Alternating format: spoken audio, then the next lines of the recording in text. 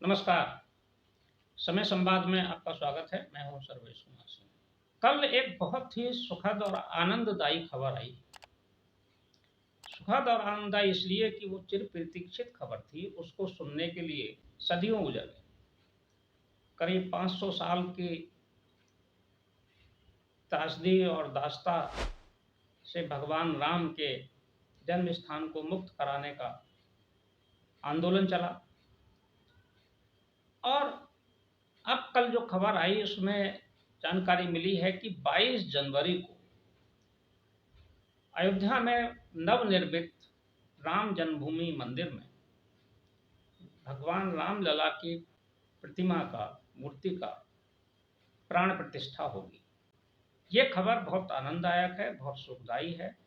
और हम सभी भारतवासी और विश्व के लोग भी जहाँ जहाँ हिंदू रहते हैं सौभाग्यशाली हैं, बहुत सौभाग्यशाली हैं कि हमारा जन्म और हमारी उपस्थिति ऐसे समय पर है जब अयोध्या में भगवान राम की प्रतिमा का, उनकी मूर्ति का प्राण प्रतिष्ठा होगी, स्थापित होंगे भगवान राम।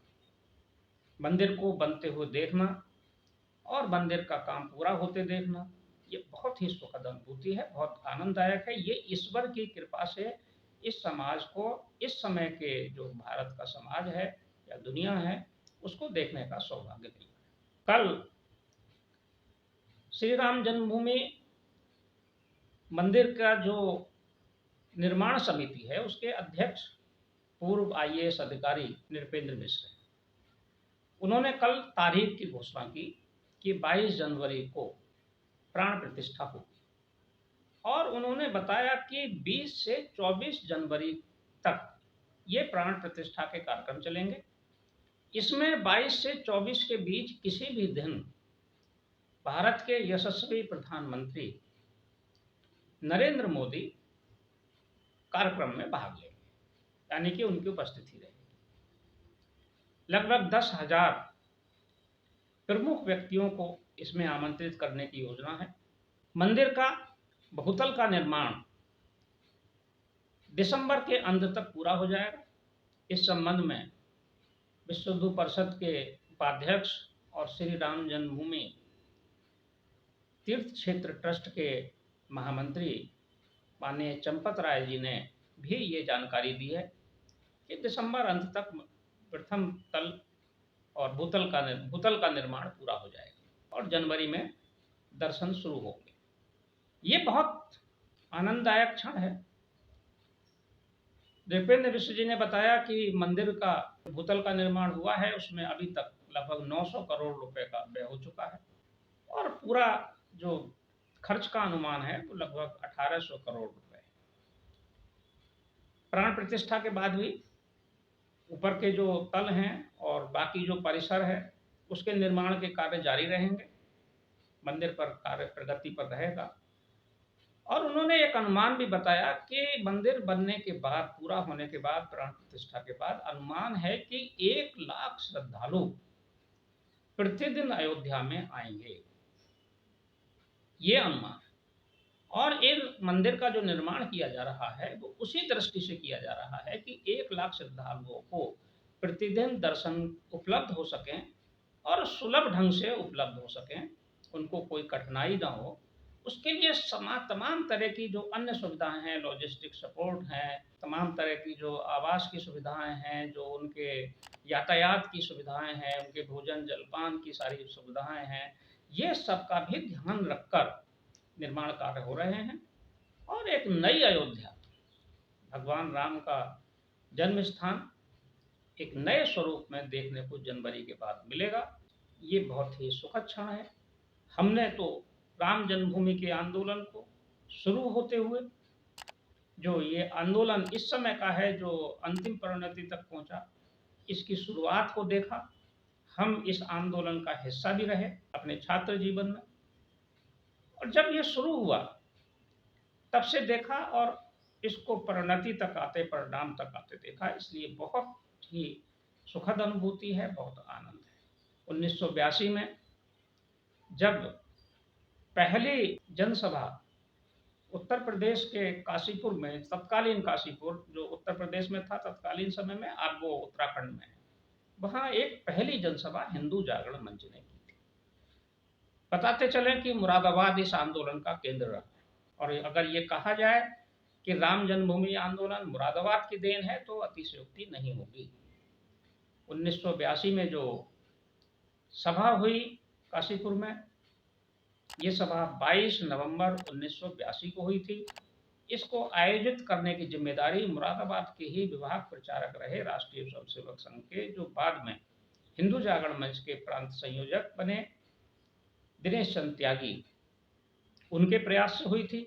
और दिनेश चंद त्यागी ने ही कांग्रेस के एक वरिष्ठ राजनेता, पूर्व मंत्री दाऊदयाल खन्ना को भी जोड़ा और वे उनको लेकर काशीपुर गए। काशीपुर में प्रस्ताव हुआ और ओजस्वी भाषण दाऊदयाल खन्ना ने दिया। उन्होंने तीनों स्थान, काशी, मथुरा और अयोध्या की मुक्ति की बात की और वहीं से यह आंदोलन शुरू हुआ। बाद में मुजफ्फरनगर, अमरोहा, बरेली, लखीमपुर, कानपुर, तमाम जगह आंदोलन हुए, तमाम जगह जनसभाएं हुई हिंदू जागरण मंच के बैनर के तले, और राम जन्मभूमि का मुद्दा जोर से उठता रहा। 6 मार्च 1983 को मुजफ्फरनगर में महत्वपूर्ण जनसभा हुई, रैली हुई, जिसमें संघ के सरसंघ चालक और उस समय जो सरकार्यवाह थे प्रोफेसर राजेंद्र सिंह और रज्जू भैया स्वयं उपस्थित थे। इस सभा में भारत के पूर्व प्रधानमंत्री गुलजारी लाल नंदा भी उपस्थित हुए थे। महत्वपूर्ण प्रस्ताव इस मुजफ्फरनगर की सभा में भी पारित हुआ। 1984 में दिल्ली में धर्म संसद आयोजित करके इस पूरे आंदोलन को राष्ट्रीय स्वयंसेवक संघ ने और विश्व हिंदू परिषद ने अपने हाथ में लिया। आगे का आंदोलन माननीय अशोक सिंघल जी के नेतृत्व में चला। चंपत जी इस आंदोलन के साथ शुरू से जुड़े रहे और इस आंदोलन की बागडोर पर्दे के पीछे से और कभी पर्दे के सामने आकर चंपत जी के हाथों से और उनके कुशल नेतृत्व से, उनकी सूझबूझ से, माननीय अशोक जी के मार्गदर्शन में आगे बढ़ती रही। आज चंपत जी के प्रयास और पूरा राम मंदिर का जो निर्माण का कार्य है, एक तरह से अयोध्या में मौजूद रहकर, उपस्थित रहकर 24 घंटे 12 महीने पूरा समय वो मंदिर निर्माण के लिए हर क्षण मंदिर निर्माण में सक्रिय हैं, तत्पर हैं।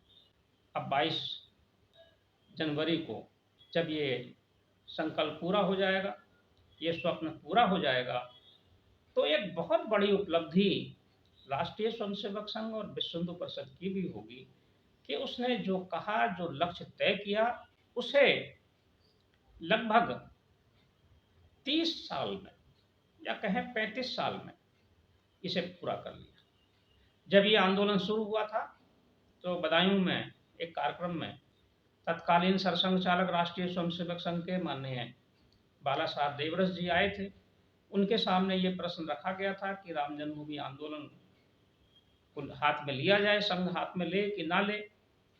तब बाला साहब जी ने स्पष्ट कहा था कि आप आंदोलन हाथ में लीजिए, चलाइए, लेकिन इस बात के लिए तैयार रहिए कि इस आंदोलन की सफलता में आपको 30 वर्ष काम करना पड़ेगा, 30 वर्ष लगेंगे। उनकी बात 100% सही साबित हुई। 30 वर्ष ही लगे। 1982 से शुरू हुआ यह आंदोलन और 35 साल में ये लगभग परिणति पर पहुंच गया। आंदोलन सफल हुआ है और अब मंदिर निर्माण लगभग पूरे होने की ओर अग्रसर है। हम सब मंदिर में भगवान रामलला के दर्शन अभी तक जो करते थे वो टेंट में करते थे या टीन शेड में करते थे, अब भव्य दिव्य मंदिर में करेंगे। इससे ज़्यादा सुखद कुछ नहीं हो सकता। समय संवाद में आज बस इतना ही। कल फिर मिलेंगे किसी एक खास विषय के साथ। तब तक के लिए मैं सर्वेश कुमार सिंह आपसे विदा लेता हूँ। नमस्कार।